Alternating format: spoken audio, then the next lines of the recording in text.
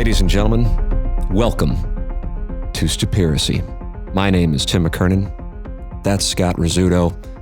And it's time, Rizz, to dig into this week's topic. I'm ready.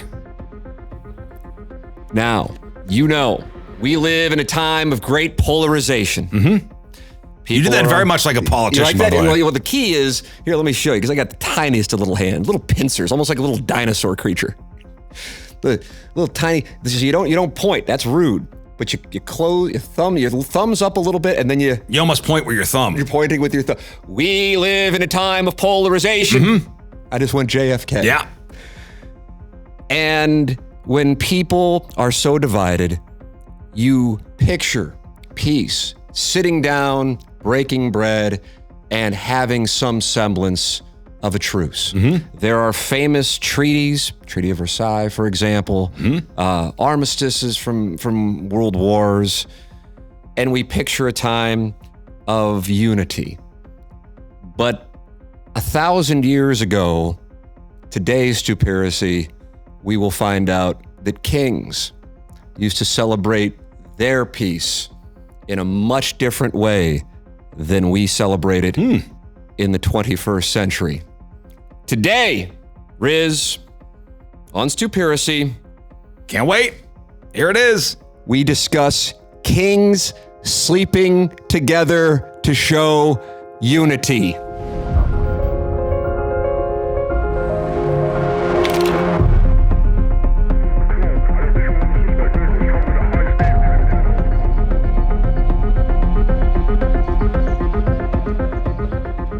All right, welcome back to Stupiracy and Rizz.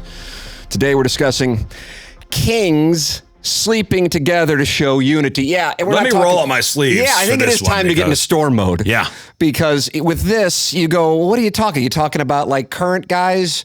No. We're going back 1,000 years. Here is what I got for you. Okay, so these are two warring kingdoms, right? And when peace is created, we take it to the bedroom to seal the deal. Is that what we're saying? That's what we're saying. Okay. I mean, you've seen pictures on ships. You have Appomattox in the Civil War. Grant and Lee, yeah. These are significant. As far as I know, Grant and Lee did not go off and go, okay, well I don't know. Time for slumber. No, we need to consummate this treaty. Your signature and a handshake will do fine. No, they didn't have a bedroom off the courthouse in Appomattox. Not as far as I know. To seal the deal? But in the 12th century, England and France were fighting, as they oftentimes did. And then in 1187, it became clear that this particular round of war was going nowhere. So they decided it was time for a truce. The future king of England, Richard the Lionheart, and I believe there's a film paying tribute to him. I think Anthony Hopkins starred in the role. Now headed down to Paris to spend some time with the King of France. This was Philip II. Some intimate time.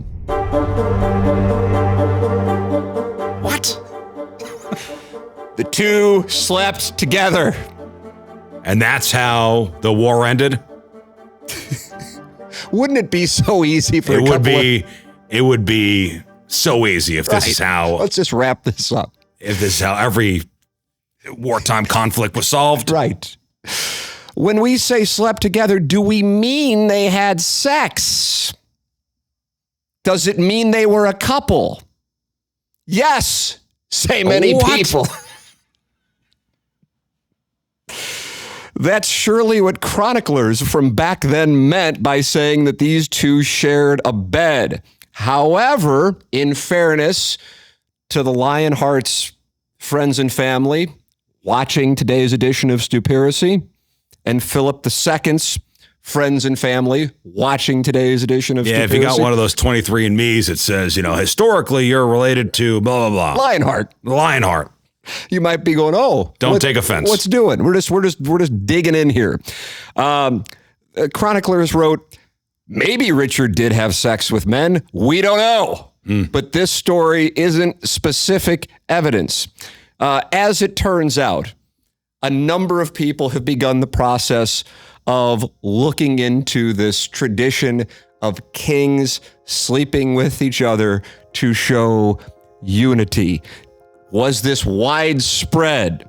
Why did they do it? How did it come to pass? We will address all of those things on the other side of our break here on Stupiracy. Welcome back to Stupiracy.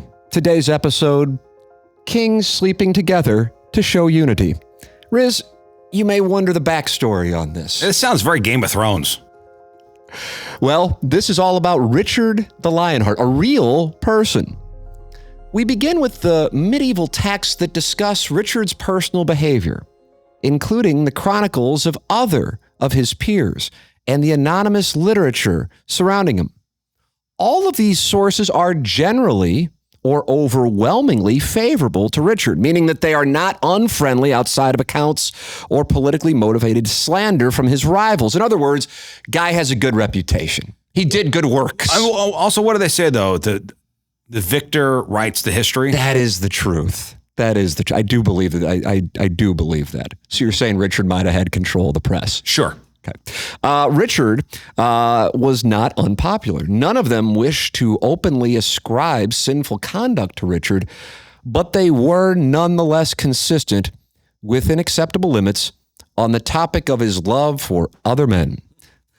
And so, after peace was made, Richard remained with the King of France against the will of his father, Henry II. You're familiar, of course, with Henry VIII. So we're all the way back at Henry II. Henry II, yeah. And the King of France held him in such high esteem that every day they ate at the same table from the same dish. So now you're picturing Lady and the Tramp with the spaghetti noodles. I'm picturing a couple sitting on the same side of the booth. Well, that's the King of England and the King of France. You walk into the restaurant, say there's the King of England and the King of France. Yeah, but there's nobody on the other side. That's right. They're sitting on the same side. Splitting a dish of spaghetti. Romantic. Hot. So they would share dinner. They would eat from the same dish. And at night, the bed did not separate them.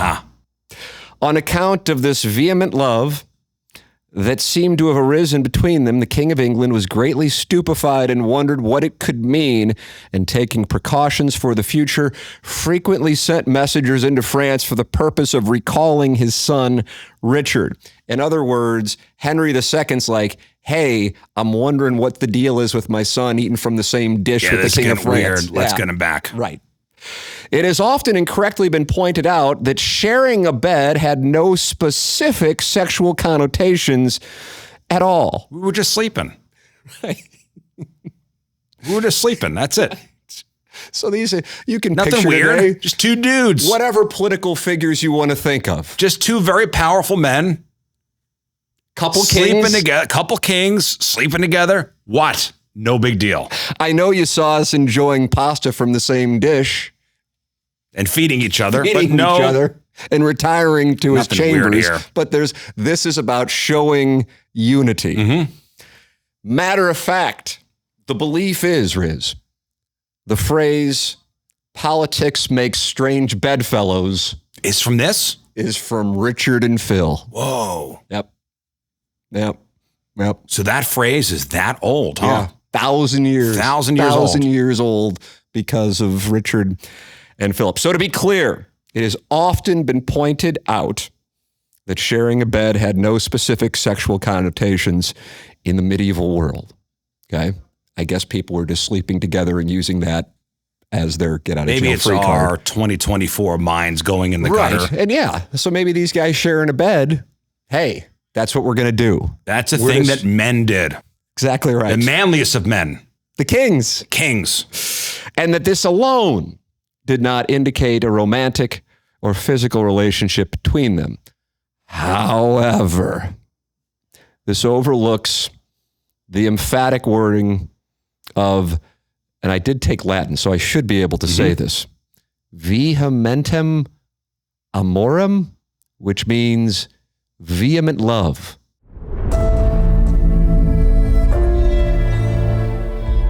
Which Henry Riley very understatedly translated in the 19th century as a strong attachment between the two.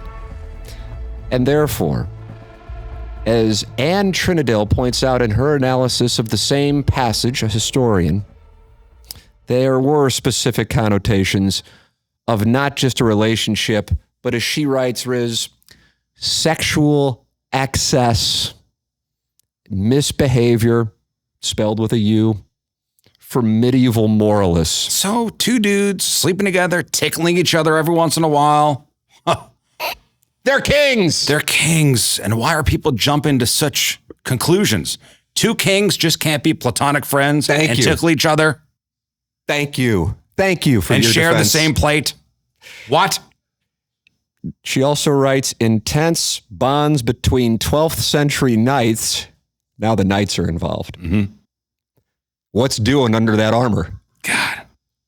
Both exalted for the supposed spiritual superiority of their love and regarded for their risk of turning sexual and thus sinful were the subject of clerical and cultural debate, and this anxiety later increased into the 14th century. So this had a nice run. Yeah. Due to the excessive and potentially homoerotic reliance of several European kings on their male favorites. So are they saying it's no big deal? This is what you do. Say, want to play golf this weekend? Sure. And then afterwards, we'll sleep together. Because that's what men do. That's what kings do. That's what kings do. Mm-hmm. Throw a couple knights in the mix. We'll play hide the sword. And peace. And we have reigns peace. Exactly. Upon the kingdom. Thus, while bed sharing alone is not proof of an intimate relationship, the broader context and Richard and Philip's subsequent obsessive and then became bitter and personal rivalry, it turned badly. Oh. Only ended by Richard's death in 1199. It's surely worthy of more careful consideration. So a bad breakup and then war? Sounds as if things went awry one night in the king's chambers.